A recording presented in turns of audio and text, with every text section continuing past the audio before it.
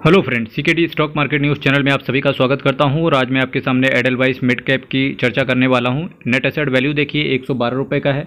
एक साल का इसका रिटर्न देखेंगे 62% का CAGR, मैक्सिमम 23% का, 5 साल में 33% का, 3 साल में देखिए 29% का CAGR इन्होंने बना के दिया है। एक मिड कैप कैटेगरी के म्यूचुअल फंड की बात कर रहा हूँ, इसके बावजूद भी इसने 23% के CAGR के हिसाब से रिटर्न डिलीवर करना शानदार बात है।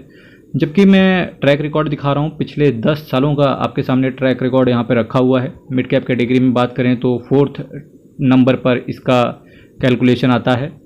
त्रिदीप भट्टाचार्य साहब आपके पैसे को मैनेज करके चल रहे हैं, यानी कि ये फंड मैनेजर हैं। 3 महीने का एब्सोल्यूट 17%, 6 महीने का 26%, 1 साल का 62%, 3 साल में पैसे को इन्होंने डबल किया है, 5 साल में 3 गुना किया है पैसे को, 10 साल में 658% का रिटर्न इन्होंने डिलीवर करके दिया है।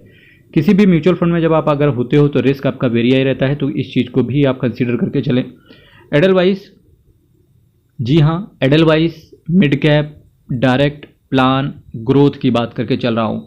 बहुत सारे इन्वेस्टर्स जो रेगुलर प्लान्स में इन्वेस्ट करते हैं, कुछ लोग IDCW वाले प्लान्स ले लेते हैं। अब IDCW के अंदर भी 2 होते हैं, जैसे इनकम डिस्ट्रीब्यूशन कम कैपिटल विड्रॉवल, ठीक है, इसके साथ साथ इनकम डिस्ट्रीब्यूशन कम कैपिटल विड्रॉवल री इन्वेस्टमेंट। तो जनरली जो सबसे बेहतरीन प्लान माना जाता है जहां पर इन्वेस्टर का एक्सपेंस रेशियो भी कम होता है, इसके साथ साथ इन्वेस्टर को जो डिविडेंड होता है वो तो मिलता ही है, पर उनके हाथ में ना जाके जो AMC होती है वो आपके ही कॉर्पस पे एक्यूमुलेट कर देती है, जिसकी वजह से इसका NAV भी बढ़ता है, यानी कि डायरेक्ट प्लान का NAV भी बढ़ता है और रिटर्न भी आपको बढ़ते हुए देखने को मिलता है। तो कोशिश करें कि आप प्लान ग्रोथ के साथ रहें और बस यही चीज़ ध्यान देना है आपको। 6,994 करोड़ का इसका सेट साइज है, 1/3% केवल ये एक्सपेंस रेशियो ले रहे हैं और निफ्टी मिड कैप 150 TRI को ये बेंचमार्क की तरह फॉलो करते हैं। 90 दिन के लिए अगर निकलने की कोशिश करोगे तो 1% का एग्जिट लोड आएगा। अब लोग बात करते हैं कि किस तरीके से एग्जिट लोड चार्ज किया जाता है। मेरे मित्र, आपको बताना चाहूँगा कि सपोज दैट आपने 100 रुपये का कोई म्यूचुअल फंड खरीदा और वो म्यूचुअल फंड आगे चल के हो गया 120 रुपये का 90 दिन के अंदर अंदर। अब आपका मूड कर गया या पैसे की ज़रूरत पड़ गई तो आपने बेच दिया, तो जो 120 रुपये माइनस 1% कर लिया जाएगा, मल्टीप्लाई बाई जो भी आपका एक्सपेंस रेशियो होगा वो भी आपसे निकाल दिया जाएगा और जो इसके बाद बचेगा वो आपको पेमेंट कर दिया जाएगा, डिपेंडिंग अपॉन द सिचुएशन की कुछ ब्रोकरेज लग रही है, STT लग रहा है, GST लग रहा है, जो भी एंसिलरी एक्सपेंडिचर है उसको करने के बाद, जैसे अगर आप रेगुलर प्लान लेके के आते हो तो उसमें फ़ंड को मैनेज करने के चार्जेस होते हैं, वो सब काट के आपको पेमेंट कर दिया जाता है। इसकी वजह से एग्जिट लोड एक बर्डन होता है इन्वेस्टर के ऊपर। इसीलिए बोलते हैं कि सोच समझ के म्यूचुअल फंड के अंदर पैसे डालें और जब एग्जिट लोड वाली जो पीरियड है अगर वो कोशिश करें निकल सकते हैं तो निकल जाएं, और नहीं कोशिश करते हैं, अगर पैसे की जरूरत आन पड़ी है तब तो आदमी पैसे निकालता ही है, फिर कुछ कर नहीं सकता। सबसे शानदार रिटर्न इस म्यूचुअल फंड ने इस वजह से भी दिया है, डिक्सन टेक्नोलॉजी 2900 3000 के रेंज में शेयर चलने वाला आज 11,000 के पार वापस से जा चुका है। 2021 की अगर मैं बात करूँ तो डिक्सन टेक्नोलॉजी 18,000 रुपये तक गया, उसके बाद उसने स्प्लिट किया और 3200 3000 के आसपास स्प्लिट होने के बाद आ गया और वापस से फिर वो शेयर 11,000 रुपये के आसपास चला गया है डिक्सन टेक्नोलॉजी।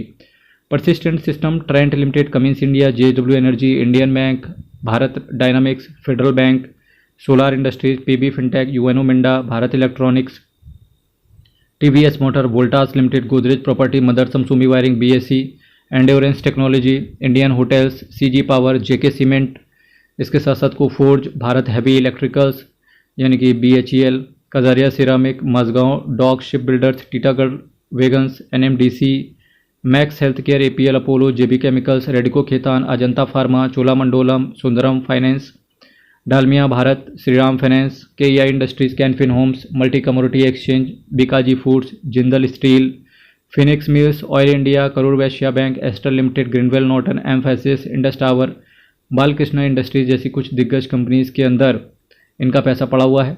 कुछ और मिड कैप के ऑल्टरनेट की बात करूं तो आपको पता होना चाहिए मोतीलाल ओसवाल का मिड कैप, क्वांट का मिड कैप, HDFC का मिड कैप, SBI का मिड कैप, ये कुछ बेहतरीन मिड कैप कैटेगरी के म्यूचुअल फंड्स में से आते हैं।